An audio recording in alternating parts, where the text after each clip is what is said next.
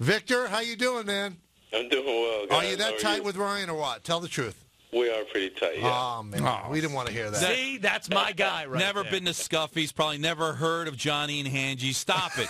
He would never walk into Patterson. You should be friends with us because I grew up next to Patterson. This guy had a silver spoon in his mouth. Wow. I know. Oh, man. I know the area.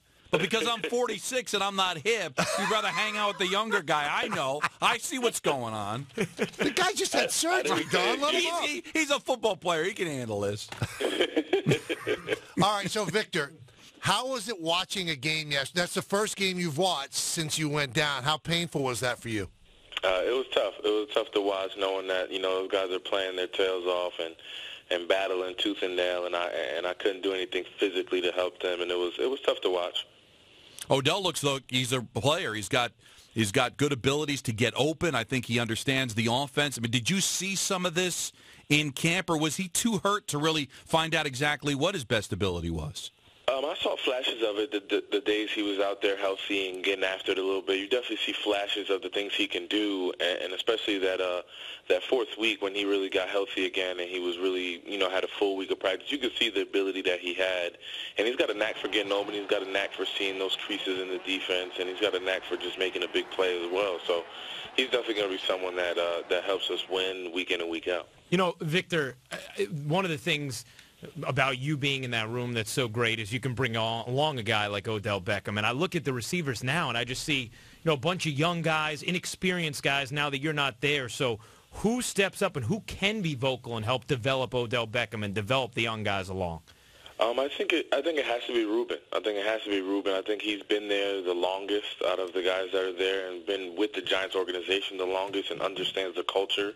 And I think he's got to be the one to kind of be as vocal as he can to get guys going and get the receiving core up to speed and up to par in the department that we got to get them going in and catching the football, being on the same page with the quarterback. I think he's got to be the guy to do that for us. Now, you've said that you are going to be around the team, but I've talked to in my time in sports, Victor, a lot of guys at the Yankees that were injured, and they said, listen, when you're injured, you just feel like you're on a different universe. You don't even want, the guys don't really, they feel awkward you being around.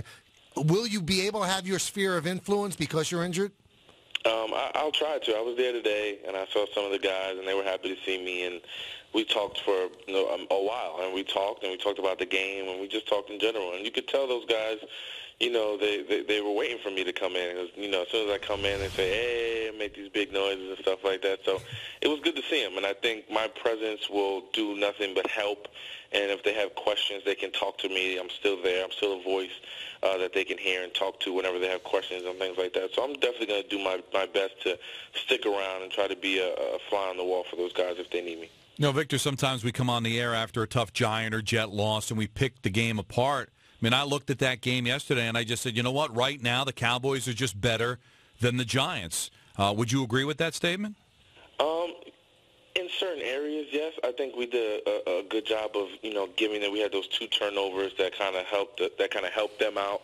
Obviously, we can't turn the ball over if we want to, if we want a chance to win. I think we've had a time. There were times we were driving the ball and we're going in to score and moving the ball well, and then we give them the ball and have some crucial turnovers and crucial moments, and that kind of changes the game. That changes the perspective of the game. But not to take anything away from the Cowboys, they're a good team, and they did everything they had to do to win that game yesterday. Now, you lose a game to the Cowboys and to the Eagles back-to-back, and that could be deflating. But you're in the room. You got to see your teammates. You were just telling us. How deflated do they seem, if at all, after losing in Dallas?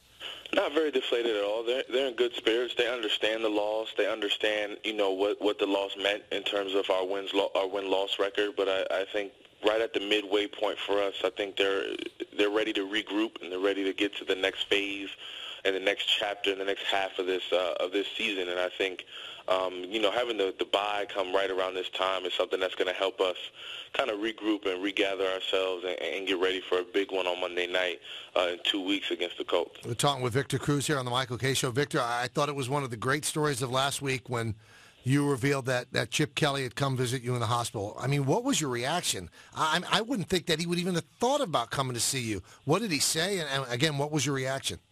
My reaction first, I had to kind of, I I was on some pain meds, so I had to kind of double take and make sure it was him.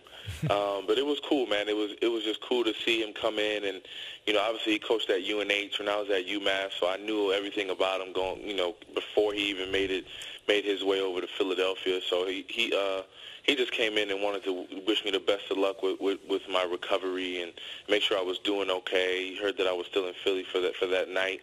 And he's just a good person, man, at least from what I've gathered from him. That's pretty cool. And he showed me nothing but respect, and he told me, it's nothing that a UMass guy can't get through. So, those words kind of went a long way for me.